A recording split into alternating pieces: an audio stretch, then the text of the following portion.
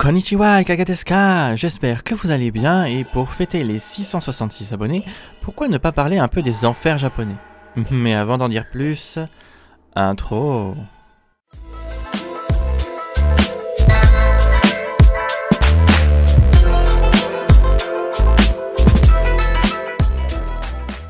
Pour commencer, il faut déjà comprendre son nom. En effet, Yomi, ou littéralement source jaune, désignerait en fait une source souterraine, dans le sens où la couleur jaune représenterait dans les 5 éléments la terre. Ainsi, nous verrions là, dans le nom des enfers japonais, le fait de retourner tout simplement sous terre. Cependant, il semblerait qu'avant de s'écrire ainsi, il s'écrivait littéralement par l'endroit où est confié de plus en plus de choses, avec les caractères Yo et Mi. Bien sûr, la prononciation Yomi, elle, proviendrait du sens oral, voire la nuit, ou encore une modification orale de Yami, qu'on peut traduire par les ténèbres. Dans le Kojiki, on peut remarquer, ceci dit, que le monde des morts se nommait en effet Yomi, bien qu'en parallèle, il semblerait qu'à un moment du récit, Susanoo, l'un des fils de Izanagi, veuille aller retrouver sa mère morte dans un pays qu'on nommerait Hahanokuni, qu'on peut traduire par le pays de la mère morte, tout simplement. Tandis que dans le Nihon Shoki, un peu plus tardif, il semblerait que ce monde, ou une partie en tout cas de ce monde, se nommait Negata no Kuni, souvent raccourci en Nenokuni, qu'on pourrait traduire plus ou moins par le pays-état des matières originelles. Pays qui pourrait d'ailleurs plus tard avoir été confié à Susanoo pour y rassembler les impuretés et les péchés, tout comme les impurs et les pécheurs. Aux origines du Yomi, vous n'êtes certainement pas sans connaître l'histoire entre Izanagi et Izanami, qui pour cette dernière finit dans le Yomi, la faisant passer malheureusement de divinité de la création à celle de la destruction et de la mort. Izanagi, voulant la retrouver et la rendre à nouveau au monde des vivants, s'enquiert auprès d'elle dans le Yomi, donc dans le noir, mais elle doit d'abord aller demander au roi de ce monde un compromis. Cependant, Izanagi est impatient et voudra la voir, la condamnant à jamais au monde des morts. Et bien ce roi, que je pensais être Emma, ne l'a pas toujours été, puisque dans le Kojiki et même avant l'arrivée du bouddhisme, ce roi était tout simplement appelé Yomotsu Ookami, grande divinité du royaume souterrain. Ce n'est que plus tard que le Enma bouddhique fusionnera avec cette divinité autochtone. Bien sûr, ce qu'on peut aussi savoir via les textes japonais, c'est que l'on peut entrer dans ce monde des morts sans pouvoir cependant en ressortir. Quoique, semble-t-il un peu que si, mais à une seule condition. Ne pas avoir bu ou mangé la nourriture du Yomi.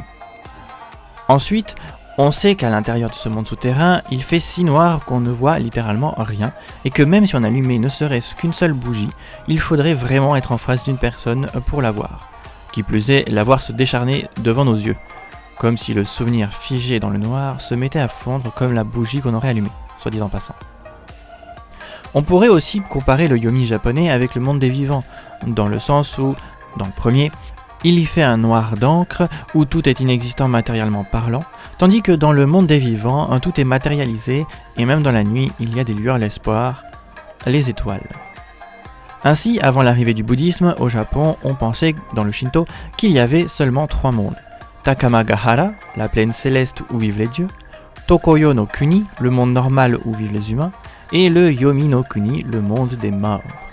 A noter que le terme Yomi signifie juste souterrain et que rien n'est dit, enfin en tout cas du moins avant l'arrivée du bouddhisme, que toutes les âmes y étaient en souffrance et condamnées à souffrir 1000 peines jusqu'à la réincarnation. Au contraire, certaines pouvaient être dans un état plus ou moins proche du paradis bien qu'en étant dans le Yomi. Au final, le Yomi serait comme le monde des vivants, mais pour les morts, bien que ce dernier devait quand même être un peu plus strict et un peu plus juste quant aux mauvaises ou aux bonnes actions des personnes défuntes. Il est dit aujourd'hui que l'entrée du Yomi serait d'ailleurs placée dans le département de Shimane dans la ville de Matsue, où il y aurait 2 gros piliers au centre duquel serait placé un énorme rocher. Un rocher qui aurait donc été effectivement déposé là par Izanagi après sa fuite. Cependant, lorsque le bouddhisme arriva au Japon, on fusionna le Yomi et les enfers chinois ensemble. Et accrochez-vous car les enfers chinois sont bien plus complexes que les enfers shintoïstes, croyez-moi. Ce qu'on appelle donc aujourd'hui le Jigoku, littéralement la prison de terre, était semble-t-il à l'origine appelé Naraku, qu'on pourrait traduire sommairement par l'endroit où l'on chute pour endurer. Ce dernier terme viendrait alors du sanskrit Naraka, qui désigne lui-même les enfers hindouistes. Mais avant de tomber en enfer, nous atteindrions d'abord le jugement dernier, jugement qui selon les bouddhistes durerait 50 jours. Pour commencer, au 7e jour après notre mort, nous serions jugés par le Fudo-myo pour nos crimes humains lors de notre vie passée. Au 14e jour, nous serions jugés par Shaka, le Bouddha historique, donc Siddhartha Gautama lui-même. C'est ici d'ailleurs que la Sansunokawa coulerait, semblable au Styx, et que nous devrions la traverser non sans peine, je vous laisse imaginer. Au 21e jour, nous serions jugés par Manju, le bodhisattva de la connaissance Manjushri, qui utiliserait des vipères et des chats pour vérifier la présence ou l'absence d'inconduite sexuelle dans notre vie. Au 28e jour, nous serions jugés par Fugen, le bodhisattva de la pratique Samantabhadra, qui nous placerait sur une échelle pour juger nos crimes et nos mensonges passés. Plus nous aurions de fautes graves, plus nous serions envoyés dans un monde ou une section des enfers, des plus strictes, où la souffrance serait insupportable. Au 35e jour, nous apparaîtrions enfin devant le grand Enma-o, le roi des enfers lui-même, appelé chez les hindouistes Yama, qui nous jugerait en nous plaçant devant un miroir qui reflèterait sans mensonge notre vie passée, et donc nos crimes et ou nos bonnes actions. En somme, on verrait notre vie défiler sans pouvoir l'arranger à notre guise. Ainsi, lorsqu'il poserait des questions quant à certains actes passés, si le défunt avait le malheur de lui mentir éhontément, alors il pourrait tout simplement lui arracher la langue. Qui plus est, comme lors d'un procès terrestre, le défunt aurait droit à un avocat, qui ne serait autre que Jizo Bosatsu. A noter que lorsque des parents et ou des proches organisent un service commémoratif en ce jour de jugement, leurs bonnes actions seraient également reflétées dans le miroir, et selon la profondeur de la sincérité des vivants envers le défunt, il pourrait être renvoyé dans le monde humain ou dans le monde céleste par le grand Enma-o lui-même. Au 42e jour, nous arriverions alors devant Miroku, le bodhisattva du futur Maitreya, qui nous préparerait alors à la réincarnation. Puis, au 49e jour, nous serions jugés par Yakushi Nyorai, aussi appelé Beisha Jiaguru, qui selon tous les jugements précédents, prendrait la décision de nous envoyer dans un des 6 mondes d'existence, qui sont dans l'ordre ascendant, le monde des enfers, le monde des démons faméliques, le monde des animaux, le monde des êtres humains, le monde des demi-dieux belliqueux, et le monde des dieux ou des êtres célestes. Mais pourquoi renaîtrions-nous vraiment dans les enfers et quels actes passés pourraient nous y conduire ? Eh bien les critères seraient basés en réalité selon les 5 fondamentaux bouddhistes. Logique, non ? Ainsi les 5 violations des principes seraient avoir tué, avoir menti, avoir volé, s'être noyé dans les plaisirs et avoir bu de l'alcool. Et il pourrait même y en avoir un 6e, bien qu'il soit évident pour un bouddhiste, avoir mangé de la chair d'êtres vivants, en passant du bœuf aux insectes bien évidemment. Ainsi, si vous tombez vraiment en enfer, déjà que pendant le jugement vous avez déjà vécu quelques souffrances, il faut savoir que pour les bouddhistes, il y a plusieurs niveaux d'enfer. Et oui, je vais les énumérer, et oui, je vous avais prévenu que c'était bien plus complexe. Les enfers Tookatsu, zone la moins profondément enfouie des enfers, est réservée aux tueurs. Ces derniers alors se battront avec des griffes de fer et leurs rênes jusqu'à être réduits en os, puis les gardiens des enfers viendront les réduire encore à l'état de poudre d'os, et tout cela en boucle. Cependant, ces enfers seraient aussi divisés eux-mêmes en 7 sous-zones. Le Jideisho, endroit de boue et de cadavres, serait la zone où les insectes ramperaient, dévoreraient et déchireraient la peau dans un lac de fumier brûlant. Le Torinjo, endroit de la roue et des épées, serait la zone où les défunts seraient recouverts de métal en fusion et en feu dans une pluie battante et brûlante.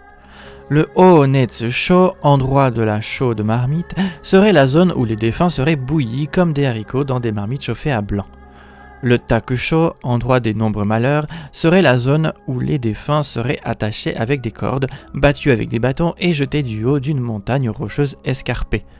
Le Hanmeisho, endroit profondément obscur, serait la zone où les défunts devraient constamment se débattre contre une tempête orageuse d'une violence inouïe. Le Fukisho, endroit sans aucune joie, serait la zone où les défunts seraient mangés par des oiseaux, des chiens et des renards à la gueule de feu, et où ces feux-là seraient d'ailleurs éternels. Et ensuite le Gokusho, endroit des nombreuses douleurs, qui serait la zone où les défunts se feraient empaler de toutes parts par des pointes de métal de toutes sortes. Tout cela évidemment en boucle avec une durée de répétition des souffrances énumérées pouvant varier selon la gravité du crime. Et vous n'êtes pas au bout de vos peines. Les enfers Kokujo, se trouvant en dessous des enfers Tokatsu, seraient l'enfer où les défunts tomberaient s'ils ont tué et ou volé pendant leur vie. Dans celui-ci, les démons vous feraient allonger sur du métal brûlant, vous tortureraient avec des cordes en métal très chauds avec des haches en fer, tout aussi brûlants, et, bien sûr, lorsque cette étape déjà terrible serait terminée, le défunt devrait alors gravir une montagne de métal brûlant en feu et retomber en bas pour être à nouveau torturé. Ce cycle serait, semble-t-il, répété 1000 ans au moins pour un défunt avant qu'il ne puisse de nouveau se faire juger et pouvoir se réincarner dans un autre monde. Les enfers Shugo, placés, vous l'aurez compris, en dessous du précédent, se diviseraient selon les défunts qui y sont accueillis, des harceleurs, des suborneurs, des séducteurs, etc., etc. Dans cet enfer, il serait question de torture personnalisée en fonction de ses méfaits passés. Être écrasé par des montagnes ou par des mortiers ardents, ou encore être déchiqueté par toutes sortes de lames. Les enfers Kyokan, eux, seraient pour ceux qui auraient tué, volé et auraient commis l'adultère ou auraient même bu de l'alcool. On y serait alors brûlé de l'intérieur et de l'extérieur, poursuivi par des gardiens qui vont à la vitesse du vent, bouillis et ensuite mangés de la peau jusqu'à la moelle, encore et encore, pour un temps indéfini jusqu'à expiation de ces crimes. Les enfers Daikyokan sont un peu comme pour les enfers précédents, bien qu'on y rajouterait les flagordeurs et ceux qui tiennent de mauvais propos, voire même des mensonges. Il s'y ferait alors transpercer la langue et la bouche par des aiguilles pointues de fer chaud plusieurs fois, pour ensuite les arracher et les faire repousser encore pendant au moins 8000 ans.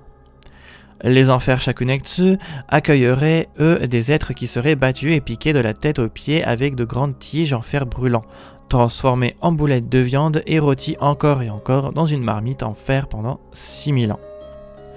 Dans les enfers Daishōnetsu, plus profondément encore, se trouveraient des êtres pour qui une épée flamboyante dépouillerait le corps de sa peau et verserait sur ce même corps décharné du métal bouillant en boucle.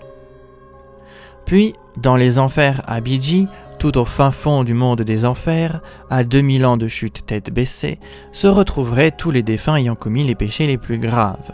Ces défunts seraient alors entourés de 18 gardiens de prison, d'un château gigantesque, d'une forêt d'épées, de chiens de cuivre et de bœufs à 8 cornes, de tuiles de toit en fer qui pleuvent comme une pluie battante, brisant et détruisant les corps déjà minces à cause de la faim, puis brûlés et mangés, attrapés par un énorme oiseau et jetés dans un tas de pierres, puis encore mordus à mort par un chien aux dents de feu.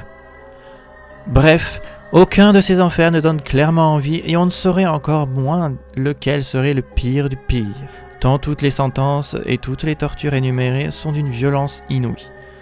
Mais vous voulez savoir ce qui est le plus horrible ?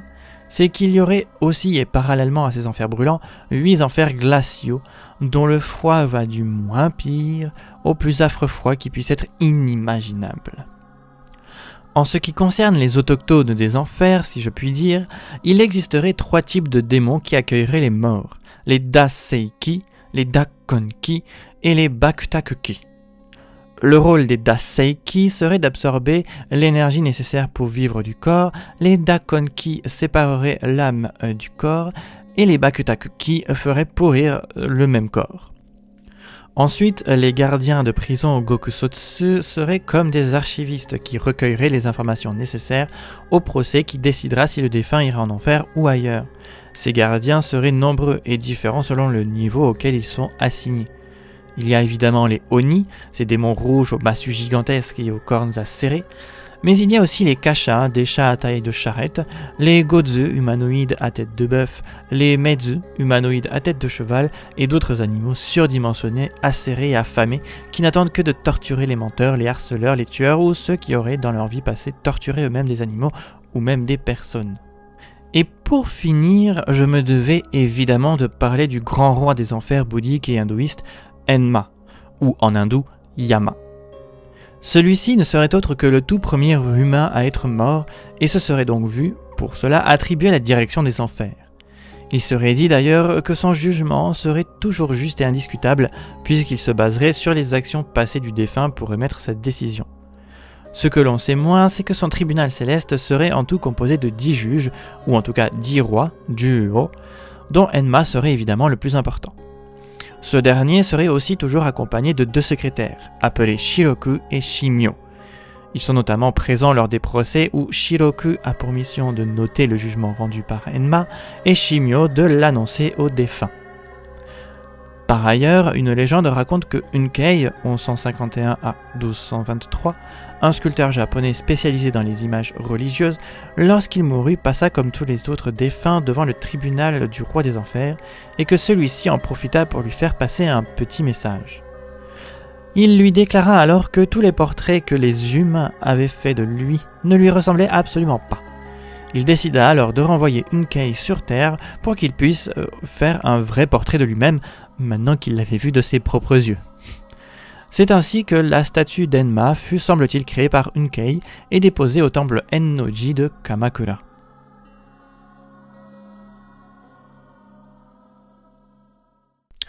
Voilà donc comment sont formés et structurés les enfers sino-japonais.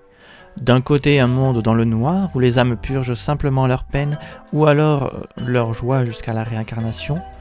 De l'autre, un monde où déjà le jugement est dur jusqu'à la réincarnation dans un des 6 mondes bouddhiques, dont le monde des enfers lui-même est divisé en plusieurs souterrains, du moins au plus affreux et ignoble destin. Et vous alors, auxquels enfers adhérez-vous ? Voilà, cet épisode est déjà terminé. J'espère qu'il vous aura plu et vous en aura appris plus. N'hésitez pas à partager, aimer, commenter et à vous abonner si ce n'est pas déjà fait.